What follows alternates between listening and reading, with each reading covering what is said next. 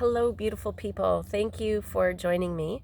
I wanted to talk today a little bit about food, nutrition, and in specifically how we can have it work better for us. Because each and every one of us has our own personal nutritional needs and requirements based on our physiology and our required amount of energy that we have each day. So I couldn't possibly go into that in a short clip. But what I wanted to talk about is something that maybe we don't think about as much when we think about eating. And one of those was intention. What is the intention that we have before we eat? Do we have one? And maybe we could start having that as one of our daily practices or rituals. And so an intention can just be something as simple as intending our body to assimilate the food to the best way possible for the best possible nourishment and restoration of our being. Another way that we can increase the way in which the nutrition and food is absorbed by our body is having a mindfulness practice. And it kind of goes along with setting an intention, but I like the practice that the Buddhists have of mindful eating.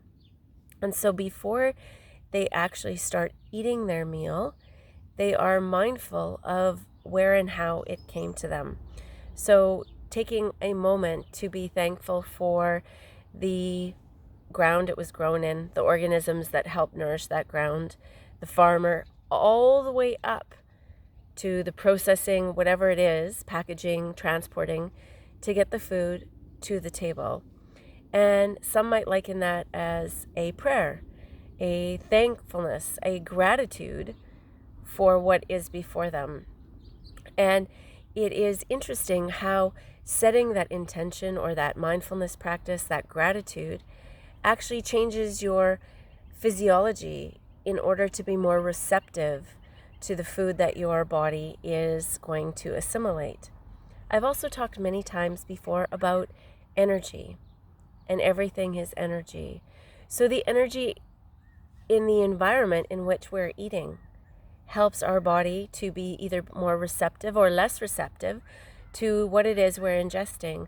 So if we're running around eating on the go, that energy is not as receptive as if we take a moment, a time of stillness and appreciation, and create an energetic arena to eat and appreciate that food. Also, when we think about energy, there's the ducks. When we think about energy, the food that we eat has its own energetic frequency. And so I'm not saying that you need to be a vegan or a vegetarian.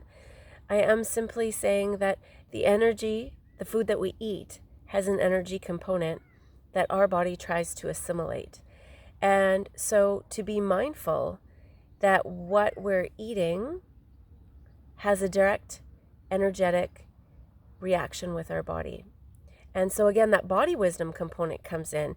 Maybe we have always eaten meat, and once we tune into that body wisdom, we notice that our energy is sluggish or low after we eat meat.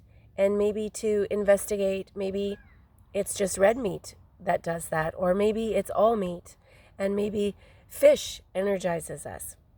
But to really tap in to the sensations in our body and the energy play, or the play with the energy between the food and our body, to see what really is nourishing for us. And again, tapping into that body wisdom to really paying attention to when we're hungry.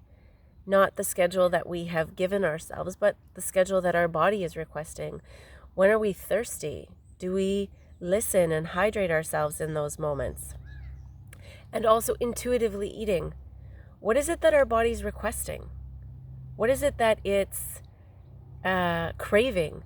Because these are all direct communications of what it is that our body is needing. And again, just a short little ramble, something for you to think about that maybe we don't give daily consideration to, that might expand or increase the joy of your experience in something that seems as simple as eating. So thank you for joining me. Please stay nourished, hydrated, and well rested, and we will talk soon.